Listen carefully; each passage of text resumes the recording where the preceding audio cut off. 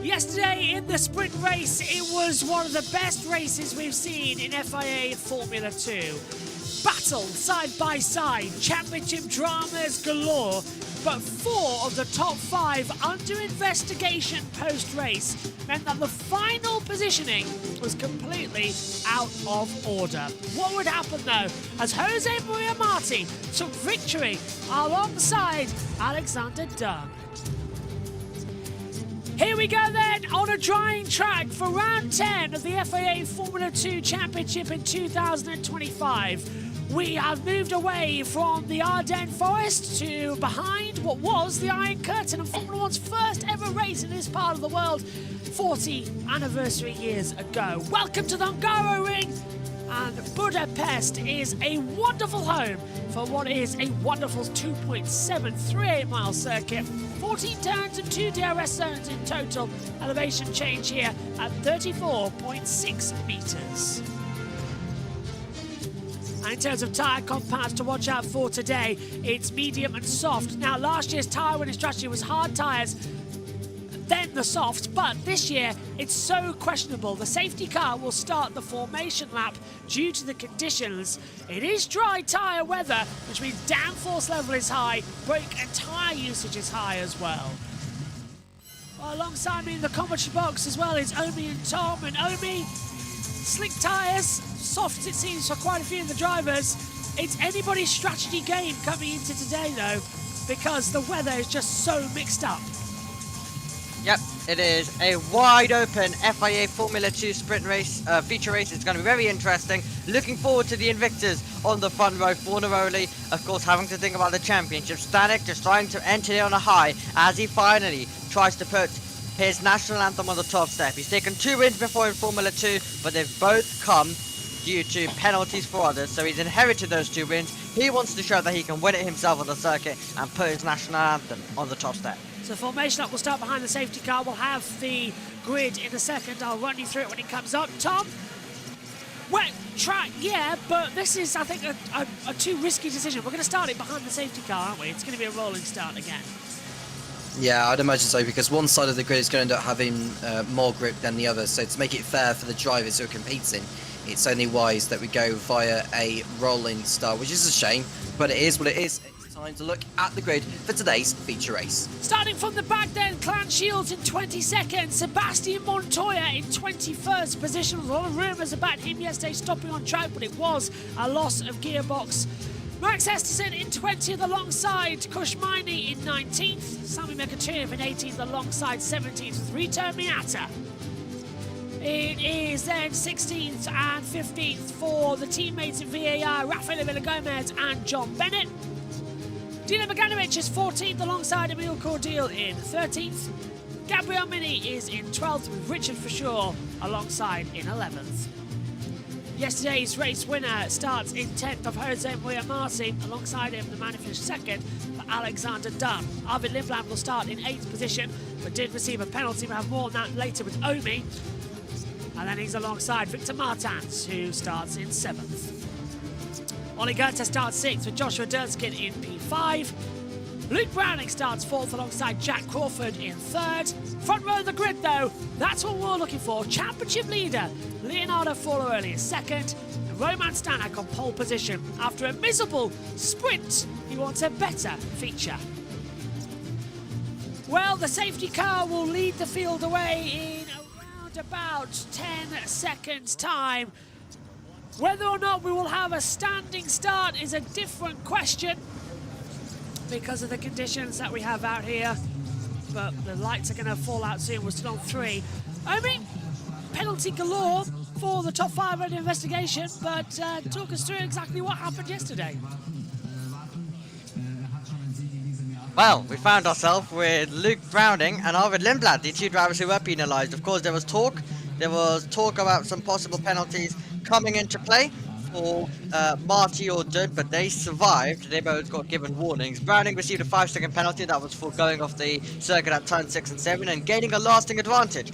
That was over Victor Martins in the F2 sprint yesterday, and he dropped from 4th all the way down into 12th, did Luke Browning. And Arvid Lindblad also received a 5-second time penalty, and that was for going off track at turn 3, though it was this time, and that also made him go from 4th down to 11th.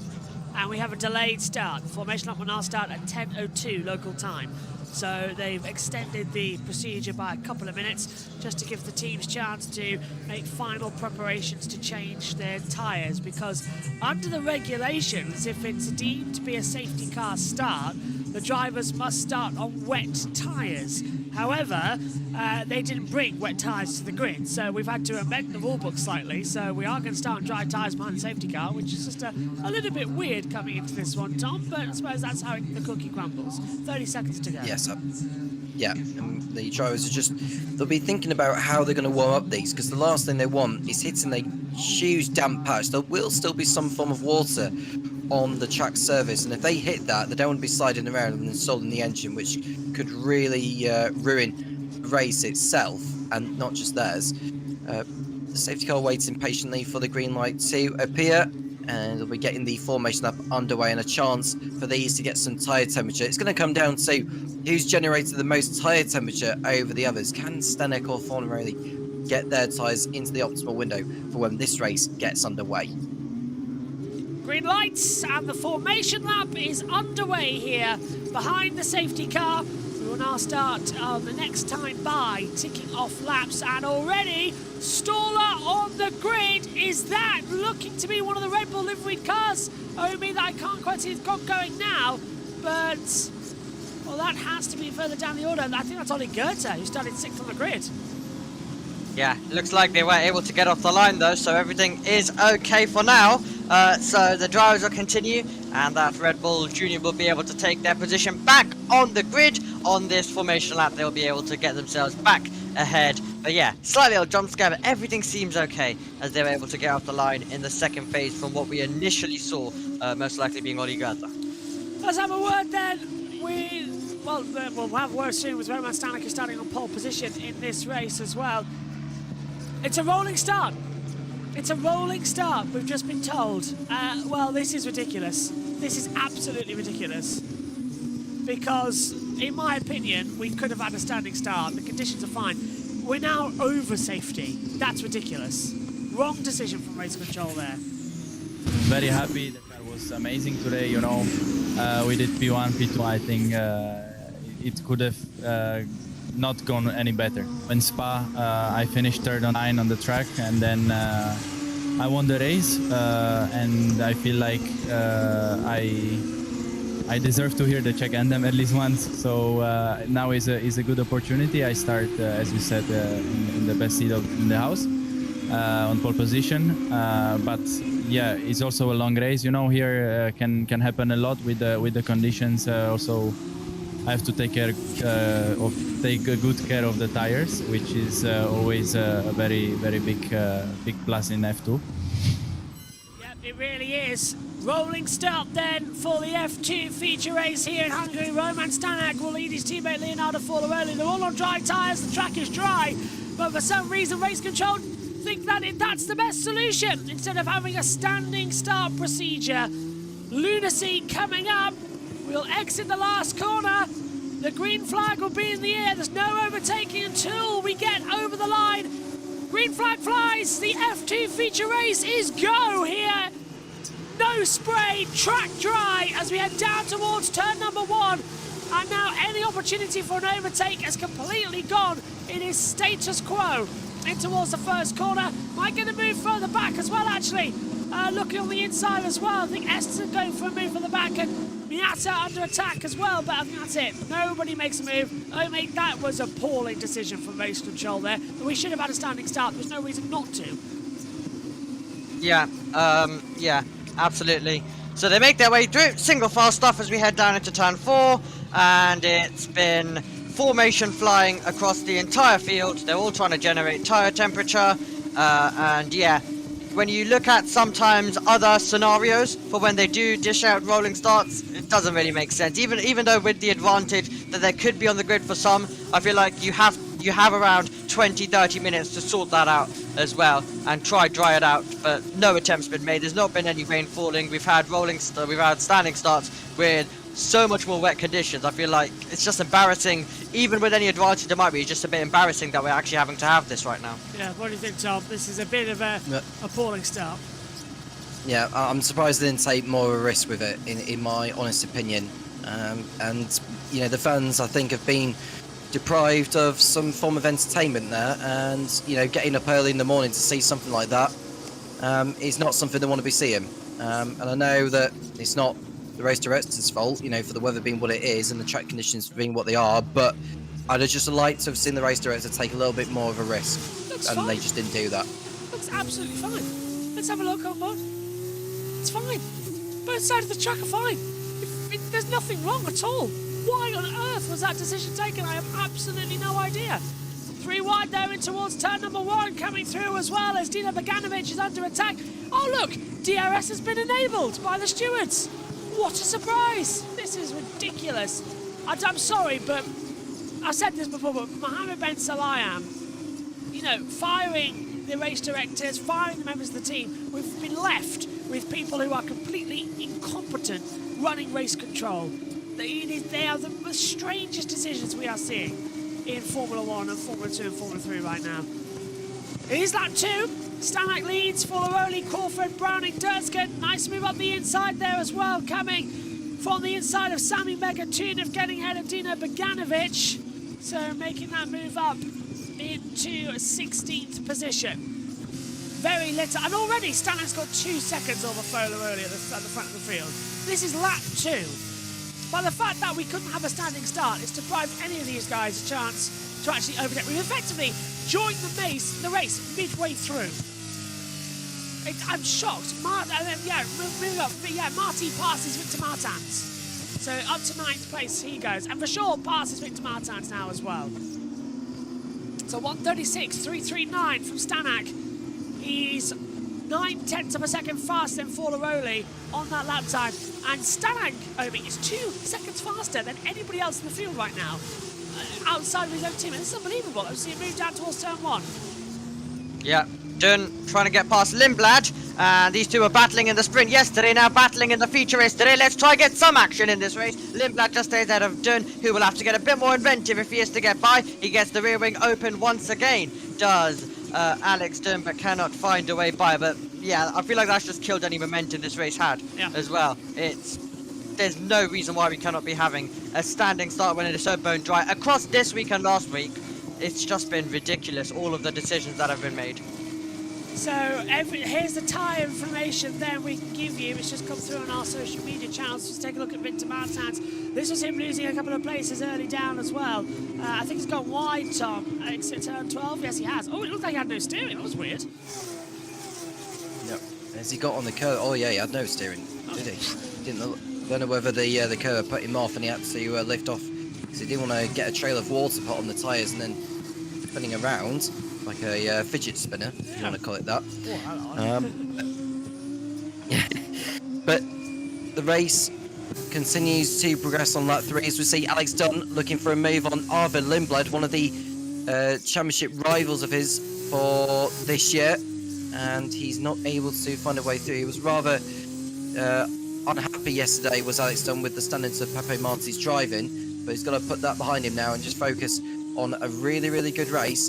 And if he can nail the strategy, well, there's every chance he can come away with a positive result out of this. You can just see that there's still some leftover water on the curb on the outside of the last corner, and that could make it a little bit more tricky as we see Browning go for it on Crawford. That's very tight as well, the two side by side. They've both got excellent traction coming out of it as well. Crawford's got the inside line. Can he just hook in? No, he can't. Crawford brilliantly done as well. Browning, that outside maneuver into turn number 2 was spectacular, and this is why we're in dry tyres, because the track is dry. Race control.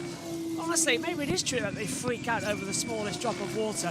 If we're having, well, look, this isn't even intermediates, is it, Omi? This is not even intermediate condition. This is proper slicks. Yeah, I'm not really liking wet races anymore. This is how it's constantly going to now.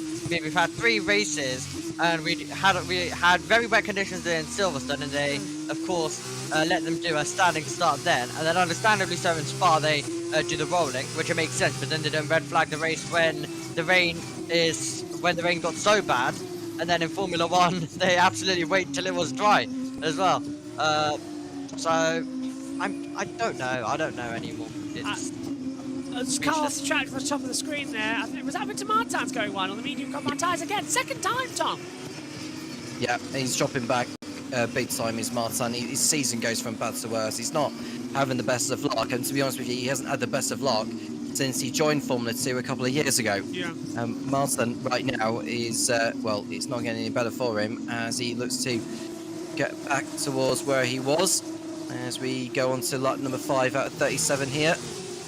Or 1 hour plus 1 lap, whichever comes first. Whoa! It's feature races. Brandon Crawford nearly making contact. Browning's front wing nearly went for a little bit of a flying trip, but a yellow flag out here on the circuit somewhere. Not sure where at the moment, as we see Browning trying to take that inside line, cutting back. See the degradation already coming on the tyres as well. So the softs not lasting long. That gambit of running the softs. Oh, and that is a spin and damage to Furito Miata to the rear tail light. I think he's just locked up. If he got nerfed around, that might explain it. But Miata now drops down. He was running in the back anyway. Rear tyres. Here we go. He's going to go for the middle of the inside line. Locks up. And gets to the curb. Loops it around. Yeah, Nothing with Bogdanovic there. I would say that's just Miata's fault. I don't think that was anything with Bogdanovic. Who has dropped back massively, by the way. Poor start, actually, coming in from Bogdanovic. Stanek's 2.5 seconds ahead. Now, what's that radar showing, Tom? Because I've just been told that apparently more rain is coming in before the start of the F1 race. Well, I'm not seeing that rain is forecast. The last update we had was at 10 o'clock local time, and it's saying that no rain is expected. Okay, that's good news for the F2 race then. Oh, hang on, engine blow up, engine blow up. One of the road-ins down across the line. It's Cordeal. Cordeal's engine has blown, and that's going to put oil onto the track. And we're going to need a safety car here if that president from yesterday is anything. So that is a disappointment for Emil Cordeal, who was running well yesterday. Now, come on, race control. You threw a safety car yesterday, and it's a virtual safety car now. Okay, Omi. Explain. Say, well, where's he ended up? Same situation. It's on the left-hand side. I can't do anything like that. Okay, let's take a look. Yeah, it blows up, though, just immediately. Well, now oil's on the circuit. There goes any chance of a Porsche Super Cup standing start as well. Probably. Oh. Well, I don't think Cordeal likes the Porsche Super Cup at all, considering it was actually his car on the bridge when it broke in Austria as well. It was his car on the tow bed, so yeah, I don't think he's a fan of it. But no, well, yeah, I guess oil's now going to be put onto the circuit, and I'll be keeping an eye on my email because last time I received an email that someone sprayed oil across the entire circuit last time out in the Porsche Super Cup, so it would be two. So we had to start behind the safety car, and in the Super Cup we actually lose laps straight away. They don't actually do a formation lap then. Yeah. We just start losing laps straight away. So we immediately start ticking in, which is unfortunate. Well, this is well, hang on a minute. What are you going to do here? He's on the wrong side of the track. You're going to push it all the way back up. There's no entryway there. You're going to need the safety car. What are you doing?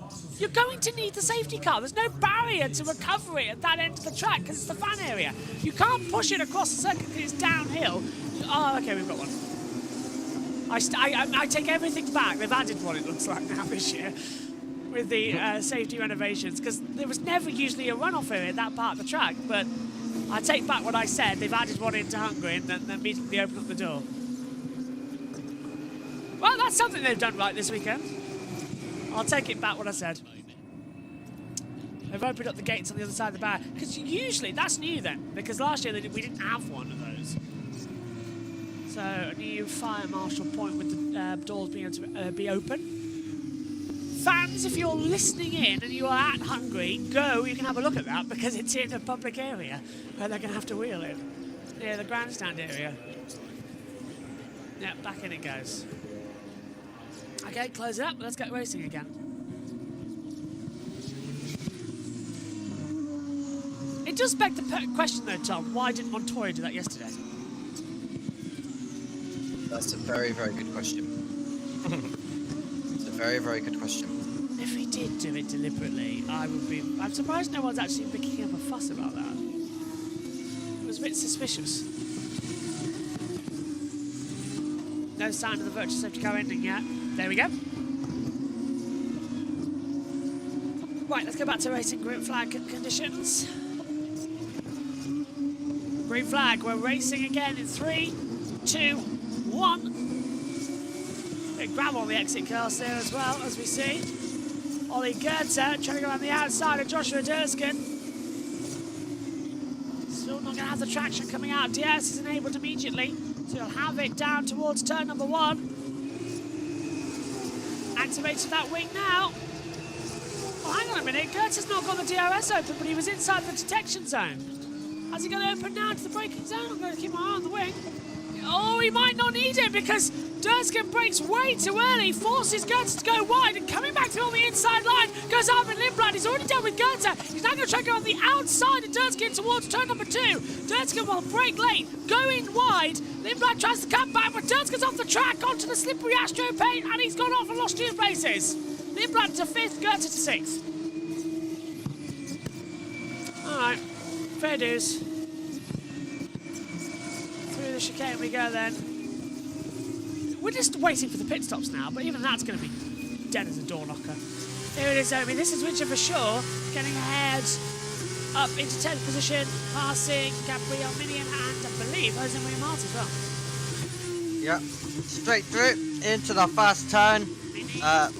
But fighting back as well. It was really, really tight as they were making their return. And there's Mini, who's able to get past on the pair of them as they were duking it out into turn 1.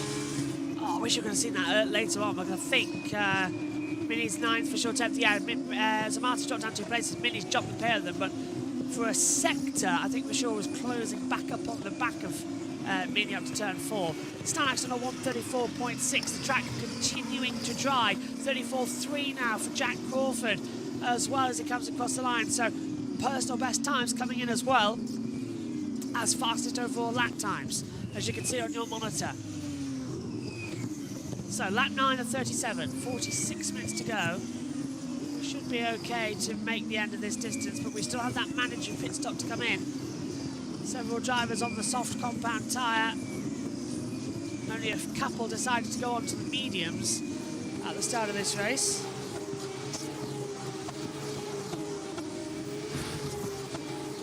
Let's have a listen. This is down to turn 1, and that's a replay of Mini taking the pair of them. Look, on a wet line.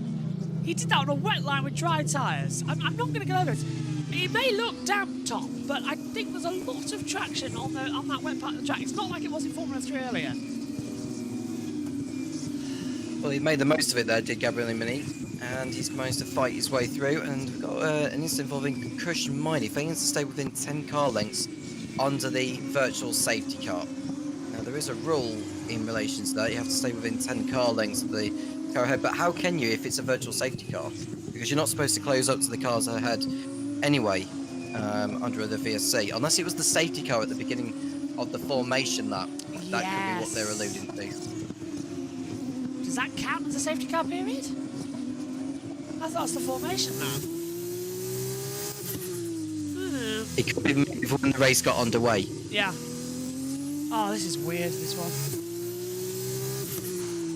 Well, FIA are also now getting their stuff going in Formula Regional from next year as well. And if this is what's going to be happening there, I'm not excited. Martin stopping, he's got an engine failure. Victor Martins, he too blows up. And that's going to be right in the middle of the circuit. That's going to have to be a safety car. straight away, not even a virtual, to get that safety car out there. Rescue trucks going onto the circuit. Now that's going to have to deploy the safety car. Yeah. He's right in the middle of the track. What's race control waiting for? Why is the virtual out? What's going on? He's getting out of the car. We've got cars coming towards that sector. And now the virtual safety car goes out. Are they allergic to the safety car or something today? Oh, we can't deploy it because it's too, you know, it's not wet enough. I think this race is just showing everything that's wrong right now. So many different things. Yeah. They're all happening in this race, and I think it's highlighting what is actually so wrong. Because reliability is shocking right now. It always seems like it's Victor Martins as well. And race control are showing their flaws. I'm just speechless. I'm just speechless. I've lost track of what we're going on with this. It is so bad. It's literally parked there and the whole field's going through. Why is this not a safety car? That could also roll back because it's uphill. Let's not forget that as well. We've seen that before. Well, gone are the days of Charlie Whiting, eh? Yeah, this is what I'm Sounds like- dealing with in Formula Region next year, my word. Yeah, this is almost like Charlie Whiting hadn't been replaced. Because I can't believe what I'm seeing. I'm really, this should be a safety car. Not even a question about it. And yet we are just waiting around time and time again. This is beyond stupid right now. Can't believe what I'm actually witnessing. This has been a day so far of dumb decisions. Well, it's Simon Gina Pragsman, who is the race director for F3 and F2. Very new to the position, I'd like to point out, by the way. He's been a Motorsport UK clerk of the course. Only just this year became the race director for the junior series. First year in the job. But yeah. He used to be the controlled tyre supplier from Pirelli. Days gone by for the GT Challenge Cup.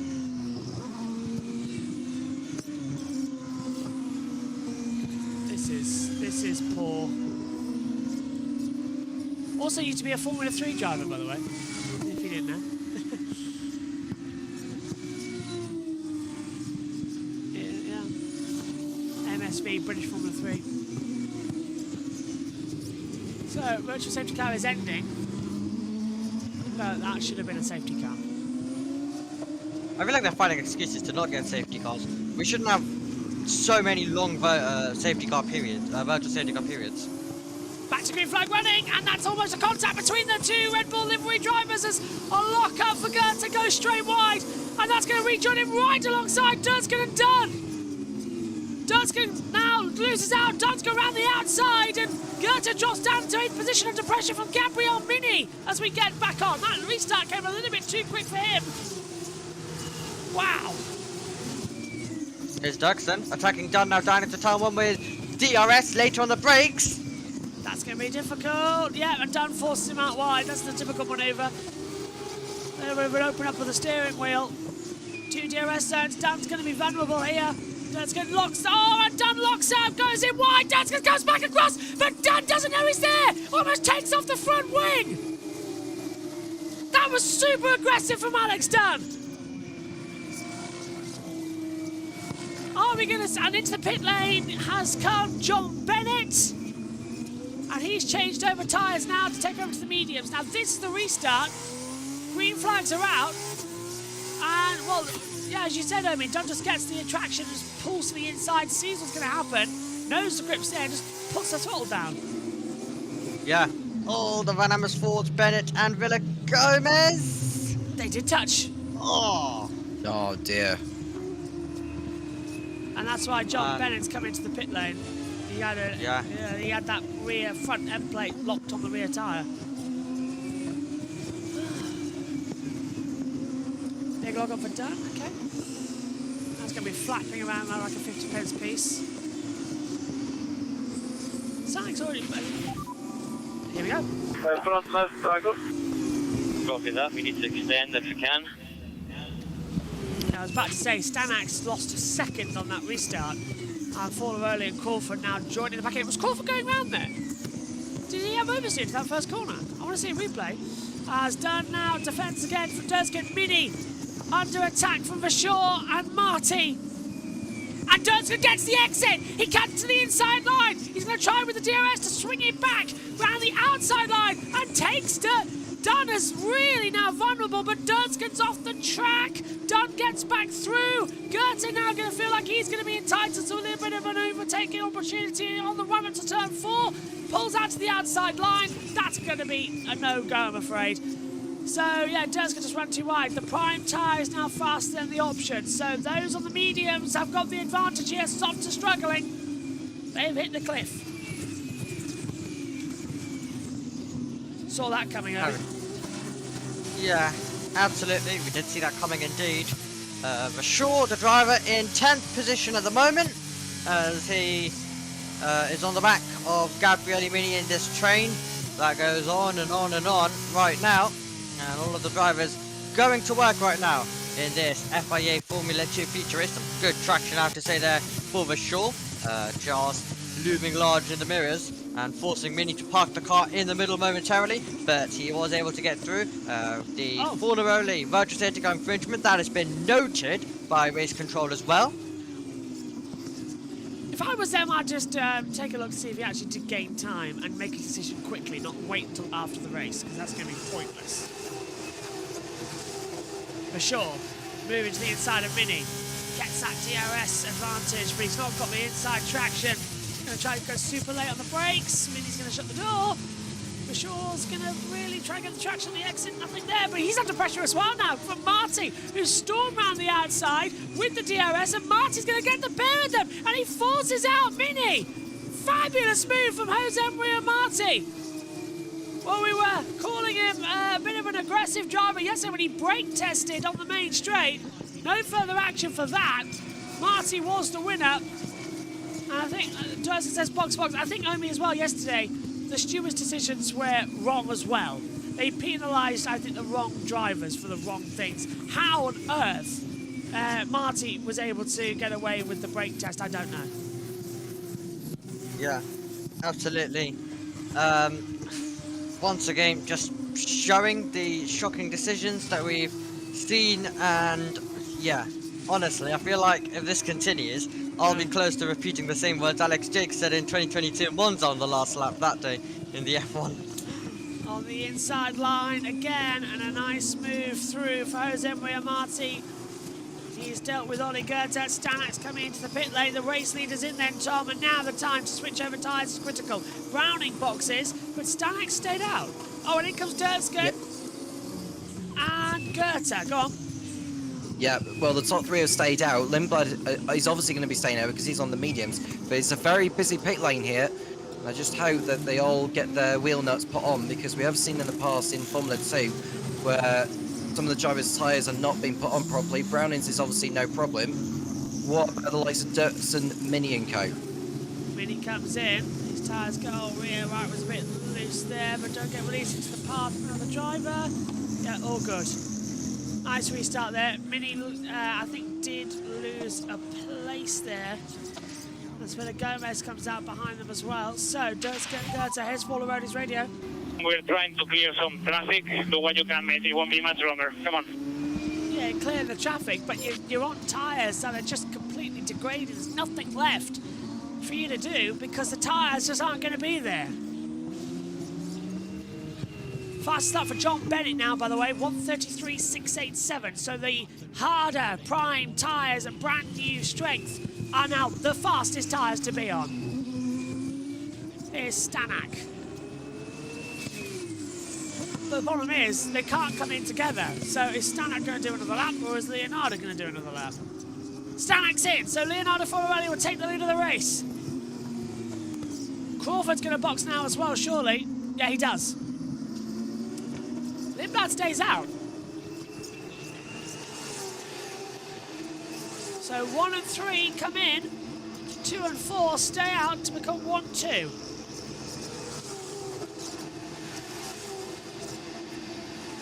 It's interesting that Alex Dunn's remained out there, JB, because he's been on the soft since the beginning. Yeah. Oh, Crawford, it won't go on! Front right tyre was just not moving. Stanek slow away. Megatunif and Montoya in the pit lane too. Hearing an unsafe release for Crawford. So I think he's come out into the path of Megatunif. Montoya's pit box was behind him, so I think he's okay on that front. Follow-Only's going to box this lap time as well. Well, okay. Game, set, and match for an exciting F2 race here in Hungary. This is, I'll move on the inside line, Alexander Dunn getting passed by Jose Maria Marti, but Marti's going to make a mistake somewhere because Dunn's got back ahead of him. This is Crawford's unsafe release, by the way. So watch the front right tyre as well as we look at it. Front left on his board. Will not go on, will not go on, will not go on. Gets released. Where's the unsafe? Oh, it must be behind then. Yellow flag's out. As into the pit lane, green flag now. Lockout for Follow-Only. Lindblad stayed out. Oh, and that's Bennett. On those medium compound tyres. Big black cloud above the track blowing in, by the way. I've just noticed down at turn 6 and 7. We'll get on top of the radar. Follow-Only's in. Dunn's in too. So Lindblad and Martin making a Campos 1-2. On go the new set of medium compound tyres. Good stop there from Follow-Only.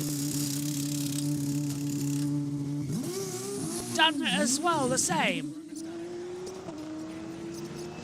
And where is Stanek going to come out? Does he get out ahead of his teammate? There's Dunn. Has Follow-Only jumped Stanek on him? I think he has. He has!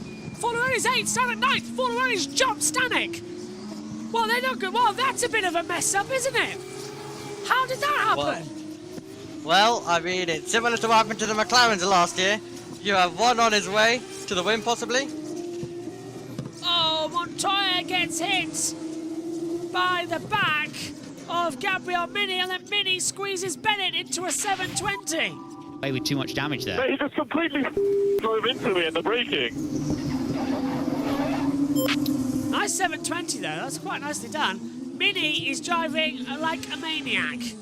So now, Leonardo Follow-Only has taken the net lead of the race by 3 seconds, Tom. This is not good news. It's not good news for Stanek, but Stanek will be on warmer tyres by this point, so he can use the opportunity just to get them into the optimal window.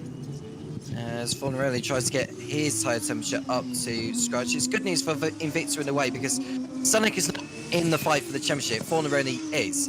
And the fact that Follow-Only is where he is in good state, providing we don't get a safety car, as we see John Bennett come back into the pit lane, and yeah, rear suspension damage on the VAR. Yep, and again, that black tape comes out, but no other black tape can fix a broken suspension. As on the inside Dunn, trying to have a move on the inside line as well of Ollie Goethe. Not going to work out the way you think it's going to, my friend. You'll have to back out of that one because you can't make moves on the inside, sorry, on the outside for these last 2 corners. He's only just got those tyres up to temperature. Well, he's only getting those tyres up to temperature as well as Alex, and that's why Goethe got past him. And now Dunn is going to have to really fight for this one if he's going to come away with a podium finish. Lap 18 of 37, half an hour to go in the race. We're past half distance. I'm just working out how long these tyres can go at the front here. Those medium runners pushing it longer and longer, praying that they get that safety car they're looking for. That's the ulterior strategy. As we take a look, Max Esterson now, 133.615. Okay. Follow-Only's been noted for speeding in the pit lane. That's why he's quicker. And that's Dunn under attack now as well from the inside line of Durskin. So Dunn's tyres really not on temperature. Durskin slipping through, and there we see behind.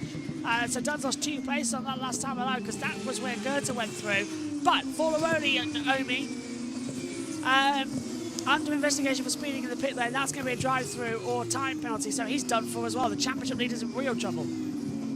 Yeah, absolutely. Let's hope the penalty comes in the race if he's going to get it, because remember, Roman Stanek has never won on the circuit. He's always inherited it after the race is finished, even though he has 2 wins in Formula 2. And I'm 100% sure he'd want to do it P1 on the road as well. He wouldn't want to inherit the win when the checkered flag comes out. He wants to win it by himself. We are around half-second quicker than the opposite strategy. All good. That's Martin being told. Yeah, and Omi, I'll just back up on that. So the virtual safety car incident that he was infringement there has been cleared, and now they're investigating him for speeding in the pit lane. So that's 2 different speeding issues. Now, you use the pit limiter when you are under virtual safety car as well, don't you? Is there an issue with Forlaroli's pit limiter that it's set too high, maybe? Because that's 2 instances where you're allowed to activate it, where he's gone faster than he should do.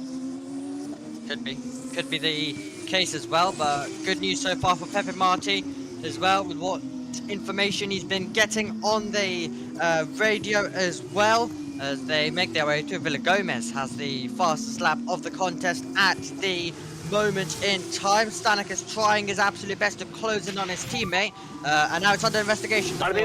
Keep pushing. You are getting faster and faster. Keep pushing. Yep, 1 left is the race, but it's okay. Lindblad wants redemption and wants a race victory. Yeah, Forlaroli, as you say, now under investigation. Tom, that should be a slam dunk. Yeah, I should think so. It'll probably be 5 seconds for Forlaroli. It's good news for Stanek, because if he can stay within 5 seconds of him, then he'll be ahead of him by the end of this one. But let's not rule out it's a penalty. of Lindblad. Look, it's gone to a red. It's a 5-second time penalty for speeding in the pit lane. For Leonardo Forlaroli, you are bang on, Tom.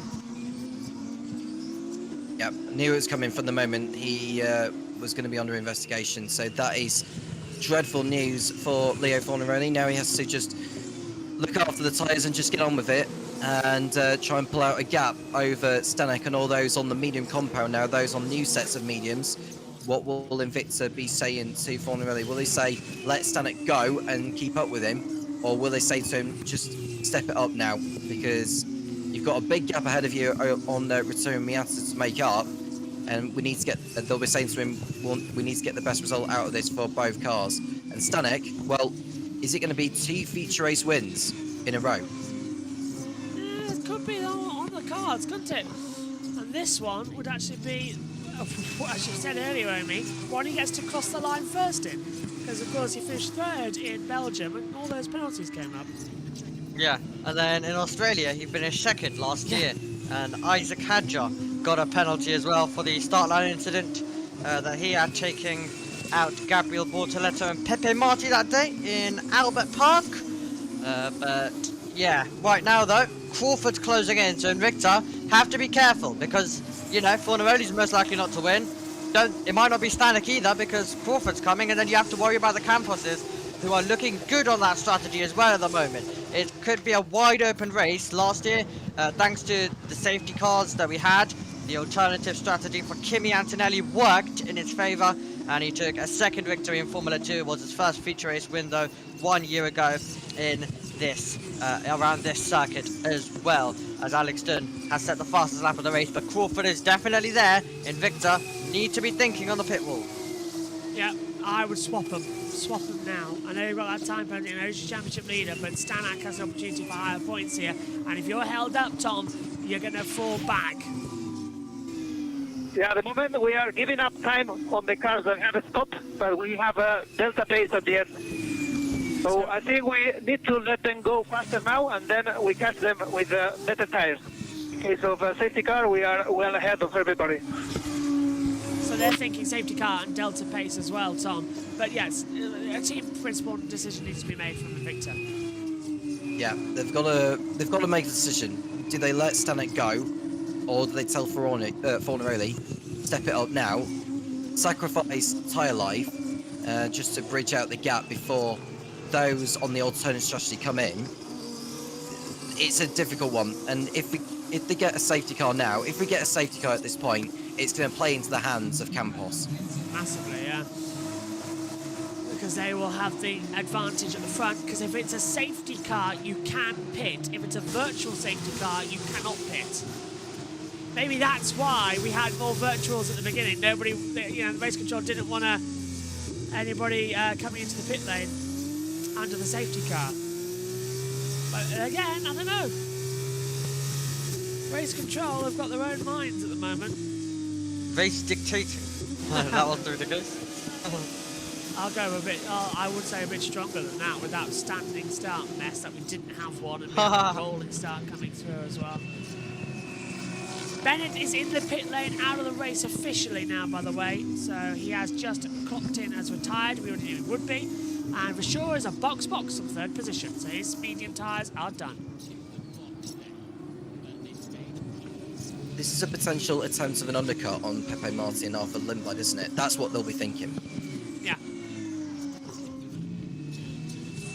I've got this feeling this race is going to boil up.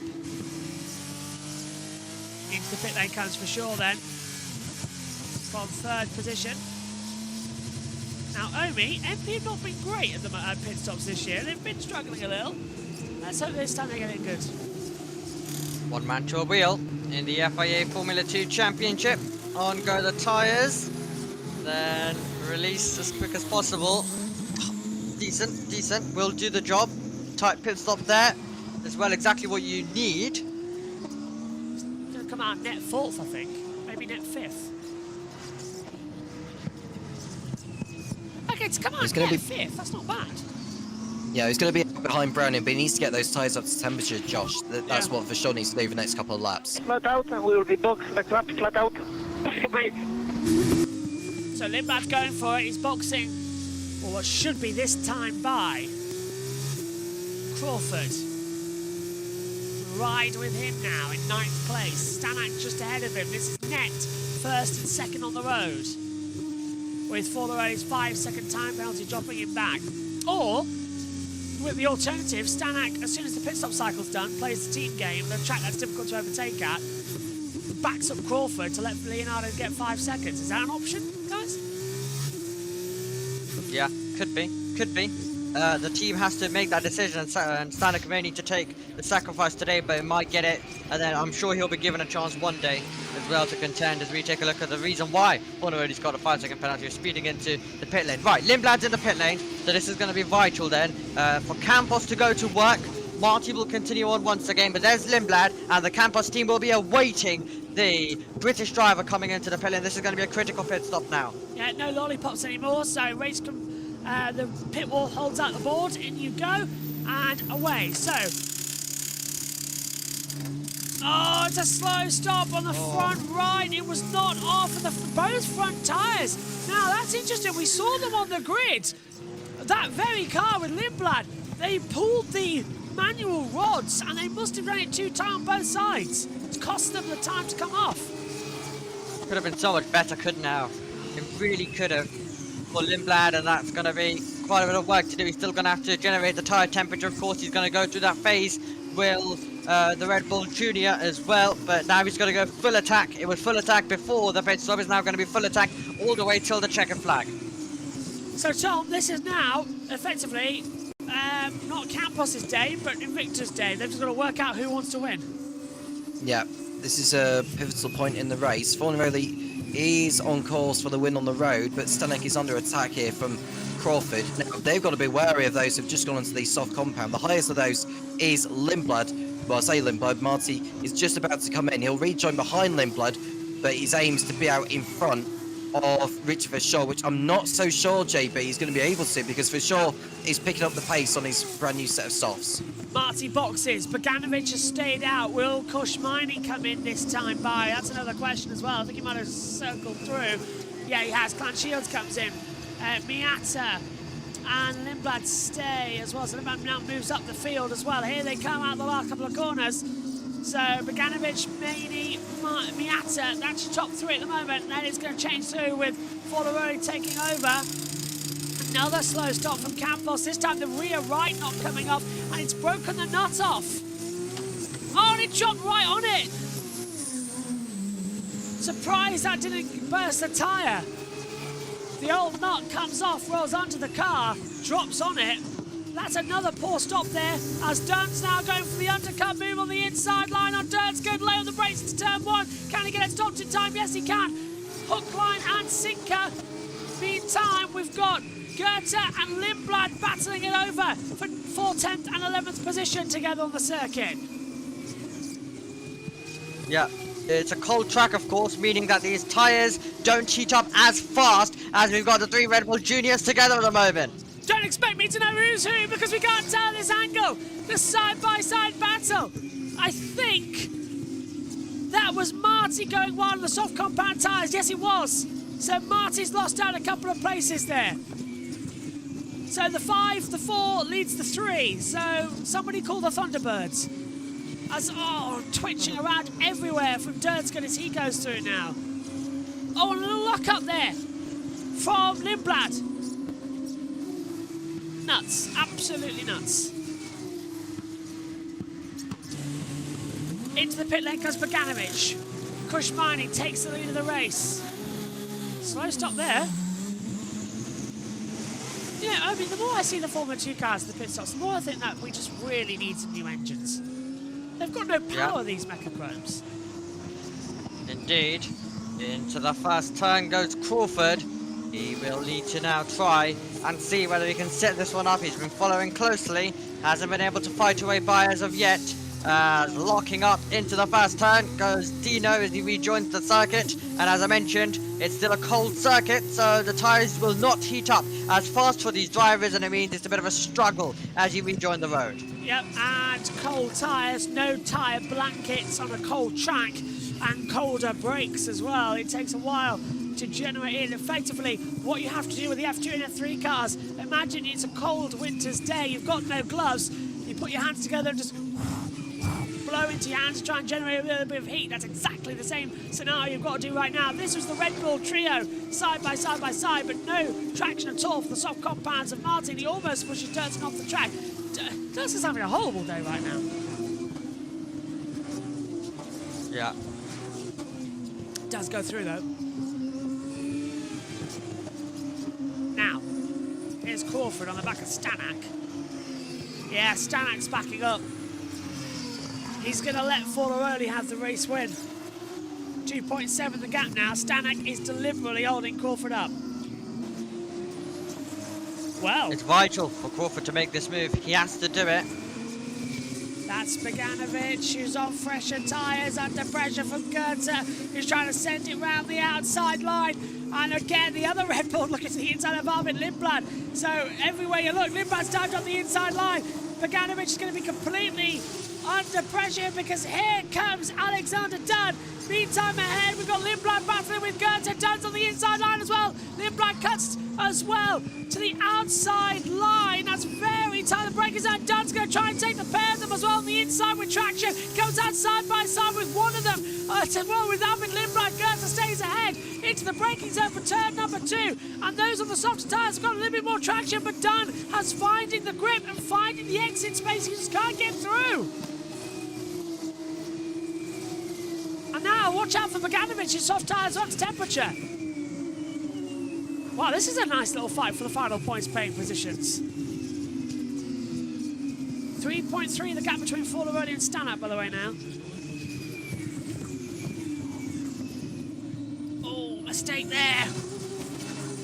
Goethe made it through the chicane. That's going to be contact and they're not careful. Lindblad staying side by side round the outside. Fabulous move from Arvid Lindblad. You don't see it down the chicane. Fabulous. Through 8 and 9 round the outside. And that is the move of the season. That is brave. Single file through there, Omi, and he's taking it like a champ. Miata takes the lead. Yeah, as Miney comes into the pit lane, nice stuff there for Lindblad. This is a vital move for Crawford. Can he send it? Late, locks up, makes it. Yes, Stanak coming back. He's got the outside line. He's forcing Crawford. He's got the DRS wide. Crawford's inside line to 2. Stanak holds him. Crawford opens up the wheel, makes the error. Stanak stays ahead.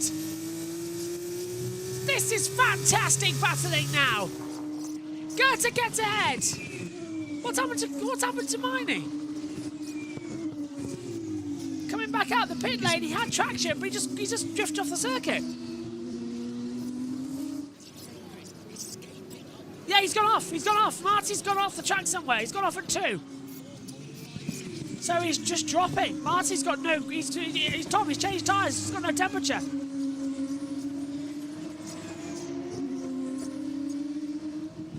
Let's have a look at the timing delta. 66.5 first sector. Even with a pit stop, that's slow. Yep, 4.9. It's very nearly 5 seconds. Crawford will know that he has to make this move now and then try and close back in. This is going to be vital stuff. Crawford has to do it. He has to get close because now really Invicta are putting themselves back in position to win this race after it looked like it was going to fade away from them. Crawford has to do it. He has to send it. He has to make this move as soon as possible or he's going to lose too much time. So the gap, 4.9, it's still not 5. Come on, Jack. Gets traction out of 2. DRS will be activated. He's waiting too late to press the activation button. He's losing about 200 meters. Beganovic has passed Dunn. I know what he's doing. He's trying to make Stanek have the error, but now the gap's over 5 seconds. Forlaroli's going to win this race with a penalty. Stanek is doing exactly as we thought he might and just take them through. Here's a replay, Omi, at the top of the hill. This is... oh, not again. Oh, here we go. Miney being overtaken as Megatunif able to fight her way by. This is Beganovic with Alex Dunn directly ahead. And is Beganovic going to do the move down the inside of turn number 14, sends it up the inside, deals with it when the apex of the corner, and then turns onto the straight with the position over Alex Dunn, who's now in 10th place. So now Miatas just really hoping for safety on this stage. Forward early on the race. We will need pace. It's Crawford past Roman. Good job. Yeah, so Stanek Tom doing the team game here. Gap 5.5. Miata is going to give DRS to Forlaroli in a couple of laps because Miata's not going to box yet. So this is effectively Leonardo just needing to keep foot down. Yeah, keep his foot down and look after the tyres. That's all he needs to do. As Crawford kicks up more of the leftover water that's on the curb on the outside of the last turn. Now, does Crawford go for it? Remember, he had that huge flat spot into turn 1 a few laps ago, and this is the situation in the championship. Fornelli will be 14 points clear over second place Jack Crawford with Richard Shaw and Alex Dunn still waiting in the wings. We are still waiting for Miata to come in for his final pit stop as well, as we see Beganovic go for it now on Oli Goethe. He's made the mistake. Outside lines, turn 1 with DRS assistance. Now those soft tyres starting to work for him, but is it too late in the race? It's lap 30 of 37. Marty has passed Durskin as well, but is Durskin going to have a little look on the inside line to turn 2? No, he backs out of it. So Marty now, his soft tyres started to come up to temperature opening. Now, those on softs should be able to lap about, what, a second lap faster? Yeah, absolutely. Should be able to indeed. So this is very fascinating how this is playing out. Fornaroli's coming up to some traffic in terms of Miata, who is not required to get out of the way at all one bit, because this is for track position at the moment in time. So he really closes in and then gets stuck behind through this final sector. Gap is 5.6 to Roman Stanek, and Crawford still needs to find a way and to get past Roman Stanek. But Fornaroli and Invicta doing the team game, doing very, very well at the moment, and it should be an easy pass for Fornaroli as he will rotate his way onto the straight. He'll use the DRS, will close in, and this will be tidy, this will be easy. It's going to feel awful for Rita Miata, who's banking on the safety car, but he's now been passed for the lead of the race. Still got a bit of traction to fight at the exit. Leonardo Fornaroli then leads the feature race here in Hungary. Stanek is 5.8 seconds behind him. Now 5.5. So he lost a couple of tenths passing Miata there. So this is still not done as Stanek's closing in. Gap between the leaders going to have to be added in now. We need the leader gap, not the interval. Oh, look at Fornaroli, first sector. He's a second clear already. 32.9. It's just rising. Okay, so he's got it done. Leonardo Forlorelli, well done. Gap between there, we need Crawford to get past for traction, and if he's inside that 5-second gap, he's champion. He's race winner. And the championship lead will start to fall for Forlorelli. Gap was already so close coming into today. Right now, as Tom said earlier, it stands to increase to 14. Over we go once again. The gap 6.3 seconds to Forlorelli and Stanek. Am I correct as well that Forlorelli is not part of an F1 academy? Yeah, he's not. Yeah, not as far as I know. Yeah, not as far as we are aware, in terms of anything official at the moment. So, yeah, hopefully that changes, and maybe any opportunities that lie ahead in Formula 1. I mean, he's putting himself in good contention. He's won Formula 3, and if he can win Formula 2, then, you know, every F3 and F2 champion has gone on to drive in Formula 1, so maybe one day, who knows? Or bar one. We still feel sorry for Felipe Drugovich. Yeah, but he didn't win F3. I'm talking about the F3 and F2 ones. Yeah. Poor Chair and Drugovich. Oh, those two. The forgotten generation. Yeah. Although Tio's happy in IndyCar, he wants to do that. Yeah.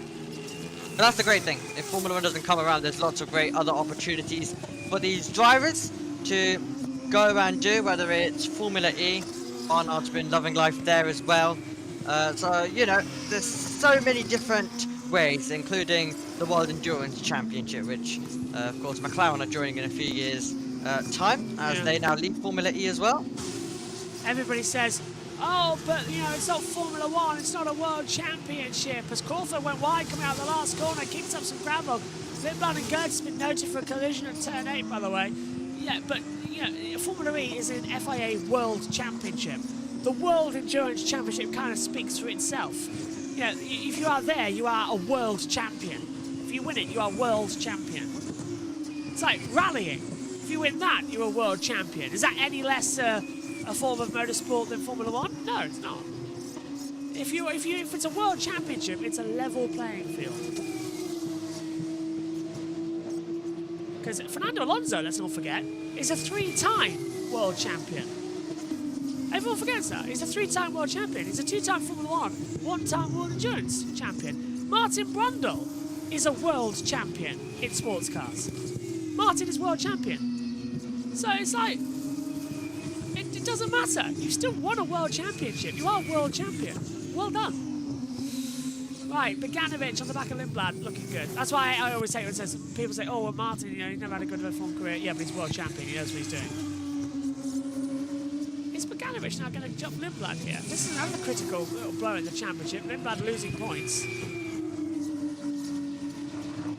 would not be ideal as they come down in towards the braking zone.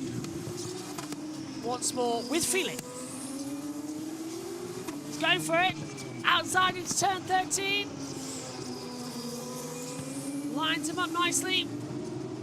DRS into 1, I think. Tom, what do you think? Yeah, I think Beganovic has got Lindblad in his pocket here. If he can get good traction coming out of the last corner. DRS open, this is going to be slam dunk. I don't think this is a battle that Lindblad can fight here unless he's really gone in to do so. Beganovic going to the outside. That's going to get the inside line for Lindblad though. Oh, and Lindblad getting his elbows out as expected. Beganovic will get another go with the DRS before they get to turn 2. Where's he going to place the car? He's going to go to the outside. How much does Lindblad leave in space here? Because there are parts of the circuit where it's still a little bit damp.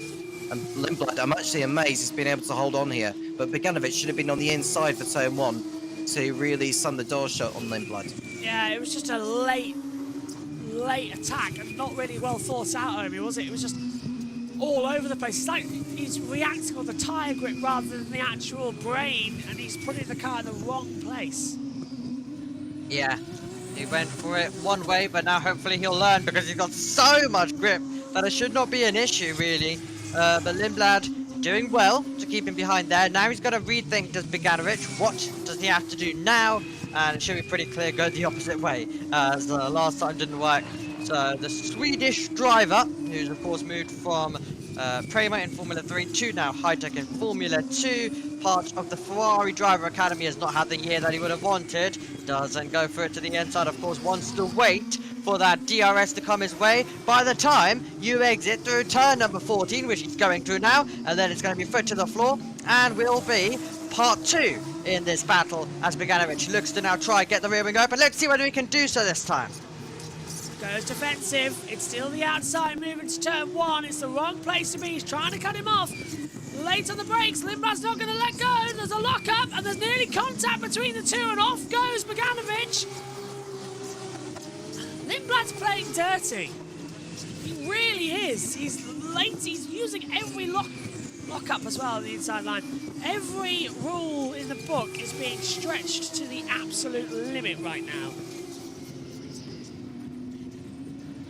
3.5 minutes to go, 3 laps. We will finish this race on time. Which is good, because we've got a Porsche race coming up that I'm producing. JT might have to do something with the touring cars. Yes. Oh, this is an interesting weekend we're having. Oh, hang on, this is Krushmani. What's he done now? Side by side along the inside with Joshua Dirtskin.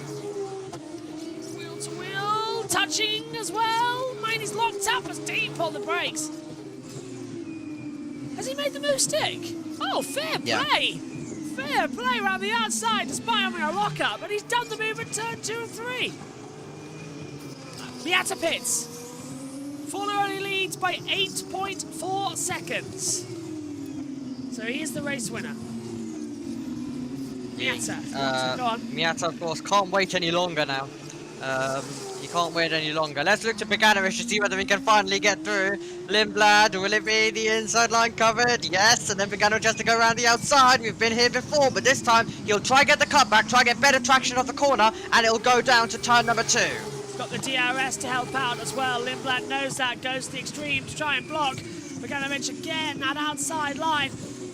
The beauty of the first sector of Hungarian is that you can switch back multiple lines to try and get an overtake done, but it's all stoppage as you come up the hill to turn 4. He's doing well, isn't he, Lindblad, with the defense? He's placing the car perfectly, not making any errors, not making any mistakes, and it means that Beganovic is running out of chances because we're on the penultimate lap of this FIA Formula 2 feature race, so he has to now try and make this move as well, and it has to come very, very quickly. It looks like we are set in positions for our top 3. Crawford's not been able to close or pass Roman Stanek, so it's going to be an Invicta Racing 1 and 2. They're going to convert from qualifying into the race, but it won't of course be Stanek the winner. It will be Fornaroli, and Roman Stanek's wait to hear his national anthem will go on from the summer break, and then when we return in the championship at the Temple of Speed at Monza. Well, what can you say for Leonardo Fornaroli? The championship leader just increasing the gap time and time again. But it's been an unorthodox weekend. This will be the last opportunity then. Lindblad knows it. DRS open for Zeno Beganovic. Lindblad defends the inside line. This time Beganovic is going to be a lot more aggressive on the outside line. Breaks down towards turn 1. Tries to get the cutback. No. Down to turn 2. Lindblad again opens up the wheel. Stays defensive. And Beganovic has not used the DRS that time by. That's strange. Do you reckon he forgot about it?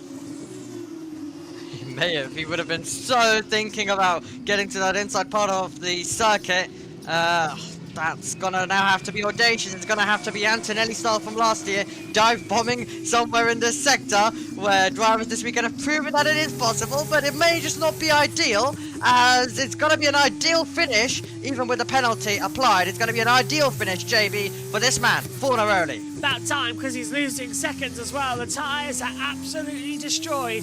5-second time penalty won't matter too much when he's 7.2 ahead. The championship leader gets lucky again despite the penalty. Leonardo Fornaroli wins here in Hungary, an F2 feature which is not been as exciting as its predecessor yesterday. Stanek in second for an Invicta 1-2. Crawford finishes in third. Browning fourth. Fifth for Lashaw. And Lindblad holds off for sixth place from Boganovic in seventh. Eighth across the line will come Ollie Gertzer, done in ninth, and Jose Maria Marti starts in 10th, finishes 10th, and picks up a point. Durskin in 12th, Maney 11th, Fila Gomez, Megatuniv, Montoya, Shields, Mini, Miata, Esterson will be the result. Bennett, Martens, Cordial out. Number one, Omi, and he's still going to do it again. Brilliant drive by both Invicta drivers. Yes, mate! Yes! On the mode! We did it!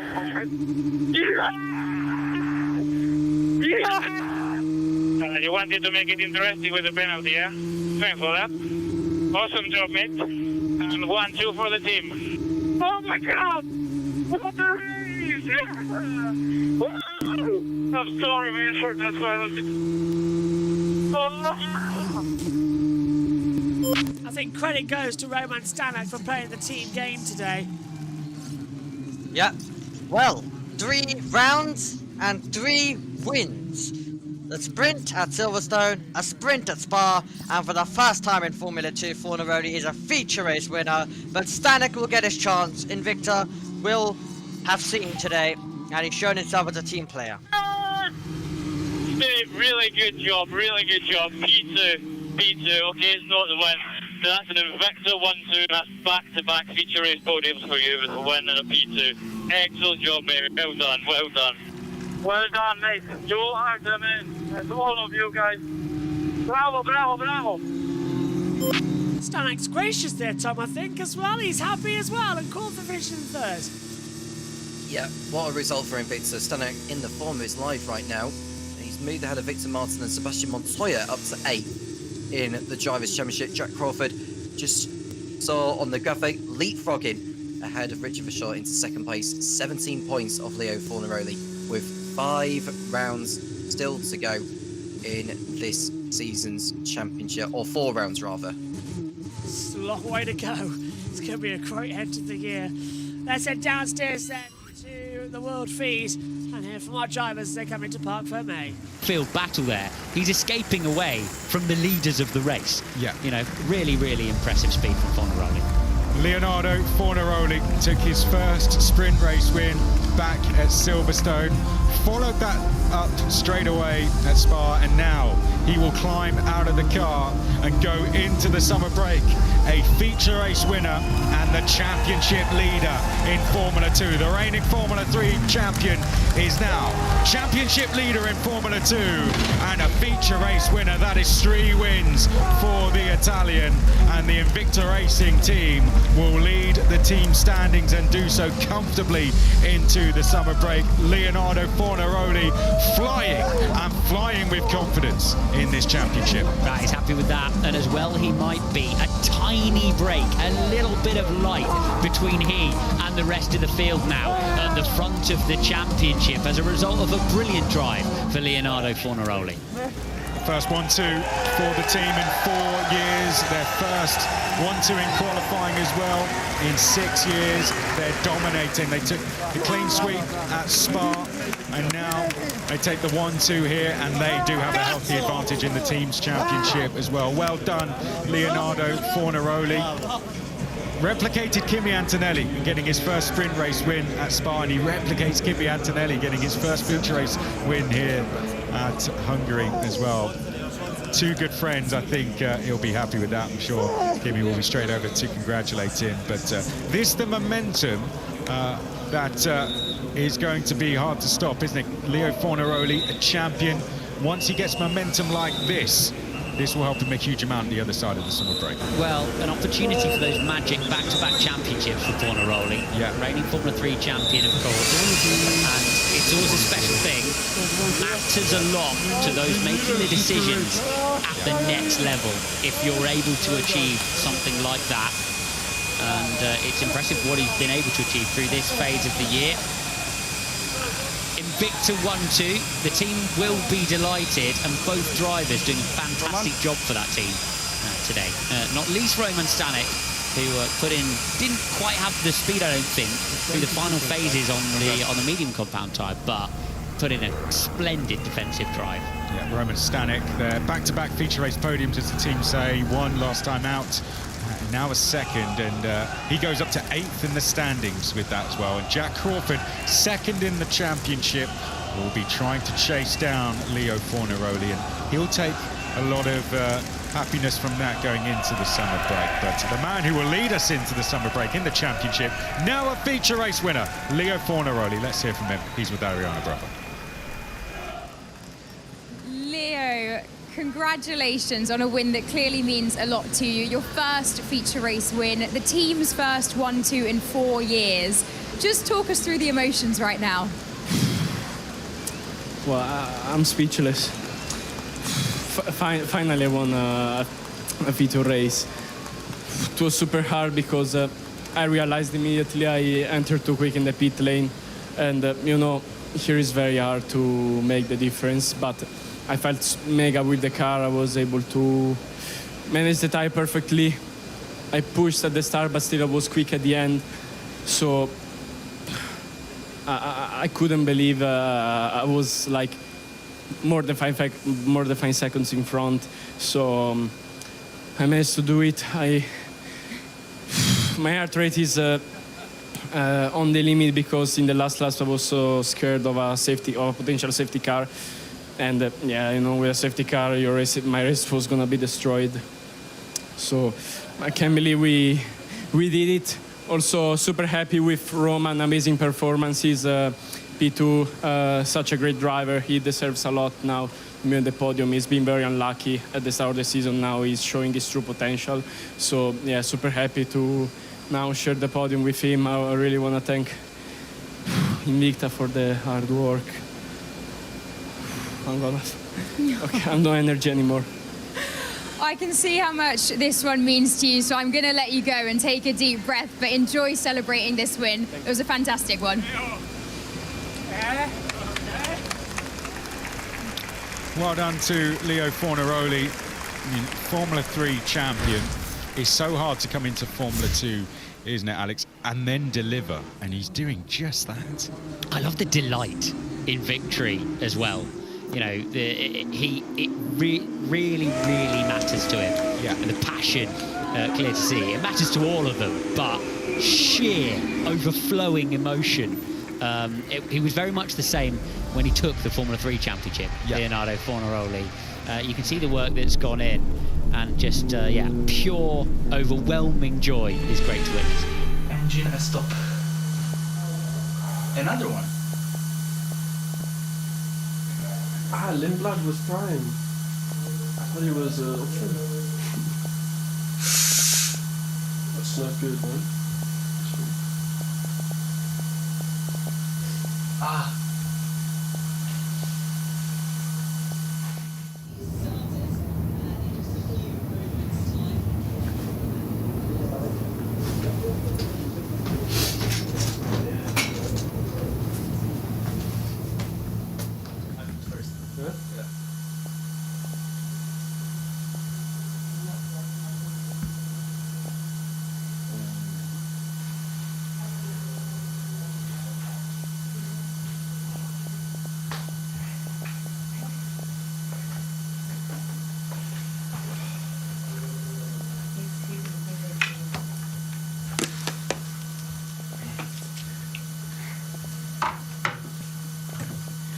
Last laps I was watching the screens and I was seeing, it's okay, give me. I was praying for someone not to crash. I saw someone was fighting, I was like, no.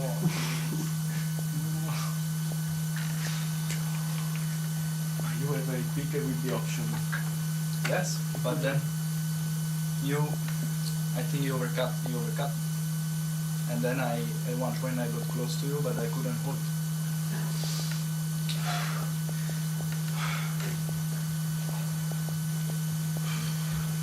It was looking like I was slowing down him. I thought you. But maybe I was pushing like a motherfucker.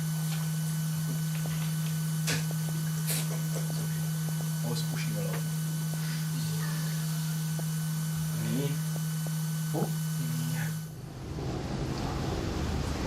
Oh, all the drivers in the cool-down room, and I think ready for a summer break. What a season we've had so far. We are just left now with an unusual gap at the top because it's been so close, hasn't it? I think that's the first time we haven't had a change of championship lead between races.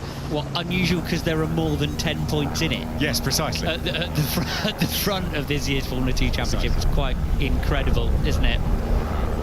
Well, they saw a race, didn't they? The crowd who didn't pack perhaps the all-weather gear that the crowd in Spa packed, but must have been a fantastic race to watch from trackside. Great battle throughout the field, and impressive work yet again up and down the field in dealing with slicks in difficult conditions. Yeah. You know, the quality of driving there at the beginning of the race as they went wheel to wheel in those conditions, really exceptional. It was difficult conditions at the start, and the lower track temperature definitely seemed to play a part in the strategy there as well, didn't it? Yeah, it was clearly tough to get the tyres up and running. Several spotted that. What was impressive though is the comeback. You know, you look at a driver like Dino Beganovic, eventually crossed the line in 7th position, actually behind Bashur and Lindblad on a similar strategy. But after they got the soft tyre up and running, they were able to really make progress through the field. So impressive stuff. Some really exceptional drives back through the field. And out front, it was very close. Jack Crawford always fighting up in the podium places, and that's 2 trophies to walk away with now into the summer break this weekend. Jack Crawford will be 2nd in the championship. Roman Stanek, his first pole position, back-to-back feature race podiums for him, and he can be very proud with his efforts. He will be 8th in the championship and helping Invicta Racing get a 1-2 both in qualifying and in the feature race, and a healthy margin in the team's championship. The first feature race win for Leo.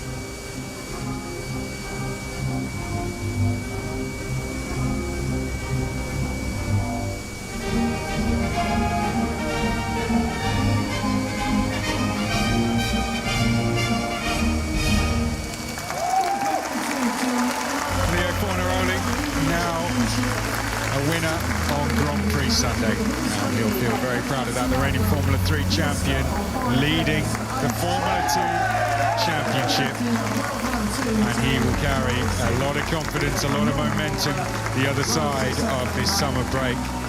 Once he got that first win under his belt, he has been pretty hard to stop at times, and so has this team in Invicta Racing. They are quite literally unstoppable at times at the moment. 1-2s in both qualifying and feature race. An almost perfect weekend for them. And Roman Stanek, very much part of that, led us on Friday. 1-2 for Roman Stanek, part of that today. And he keeps charging up the championship order as well. He's having quite the season, is Roman Stanek. And so is Jack Crawford as well. He will fight for the championship the other side of the summer break. There is no doubt about that. It's not over, but leading us into it will be Leonardo Fornaroli. Great drive from Fornaroli. But boy, do they have some challenges to come. You've got this man's home race in Monza up next after the summer break. That is always an exciting weekend. To Baku, and then Lusail, Qatar, and Abu Dhabi will finish the season. A varied range of tracks. And it feels like as we sort of move through towards the end of the European season after the summer break, that you're always moving into the final reaches of the Formula 2 Championship. Not so. There are a lot of challenges to come this year. And the Tifosi will be out in force for Forno, won't they? And then it will be down to experience at the circuits for the likes of Crawford to rely on when we hit the other side of the European League. Massively beneficial, and that's what Fornaroli's up against. Is a little bit of experience of those racetracks, but experience of a Formula 2 car is in short order in comparison to some of the drivers he's racing. He looks to be doing pretty fine to me. Does indeed. Okay, final thoughts then. Tom, what did you make of the F2 feature? Up and down, maybe? Yeah, I would say so. It's a shame we didn't get the standing start that we all wanted. But Leo Fornaroli is the race winner ahead of Roman Stenner, with Jack Crawford in 3rd place, Luke Brown in 4th, and Richard Verschoor in 5th place. Arvid Lippard holding on to 6th ahead of Dino Paganovic, Oli Goethe, Alex Dunn, and Pepe Marti are your top 10 point scorers. Dino Paganovic got the point for the fastest up to go with his race finishing position today. 11th was Kushmani ahead of Josh Dirksen, with Rafael Villagomez in 13th place, and then we've got Semi Megatuna, Sebastian Montoya, Keen Shields, Gabriel Imini, Rito Miata, and Max Esterson. 19 drivers finishing that feature race this morning. John Bennett, Victor Martin, and Amri Cordial were those that did not finish. In terms of the race, I'd have liked to have seen more, but at least the F2 drivers got a break now before the Temple of Speed at Monza. I mean, what did you make of it then? Your final thoughts? I mean, we were saying during the race control was a bit up and down. Yeah, race control up and down across the weekend. All eyes down to the Temple of Speed. Always a festival that weekend, and a great way for Formula 2 to go there with such a good championship battle. Thanks, guys, for your company this weekend. We'll be back shortly with the Porsche Super Cup race. Omi will be in control for that one as I take back a producer role. What an F2 weekend. I think definitely the sprint was better than the feature. We'll see you in a month's time when we go racing at Monza. Bye-bye.